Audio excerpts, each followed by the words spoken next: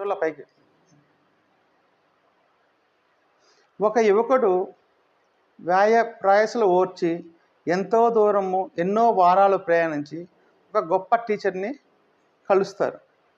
ఆ గొప్ప టీచర్ యువకుడిని అడుగుతారు, నా నుంచి నీకేం కావాలి అని. ఒక వ్యక్తిత్వ వికాసానికి అత్యంత ముఖ్యమైనది ఏది అని యువకుడు ఆ గొప్ప టీచర్ని అడుగుతారు. ఆ గొప్ప టీచర్ ఏమంటారంటే, మీకు ఏది ముఖ్యమైనదో నాకు తెలియదు, కానీ ఒక మనిషికి వ్యక్తిత్వ వికాసంలో మొదట కావాల్సింది బ్రెయిను అంటారు. ఆ యువకుడు కుతూహలంగా అదేంటి అంత మాట అన్నారు అని ఆ గ్రేట్ టీచర్ని అడుగుతారు. ఆ గ్రేట్ టీచర్ ఒకటే మాట అంటారు, నీకు నిజంగా బ్రెయిన్ ఉంటే ఇంత దూరం నా కోసం ప్రయాణించవలసిన అవసరం ఉండేది కాదు. నువ్వు కాళ్ళని నమ్ముకున్నావు.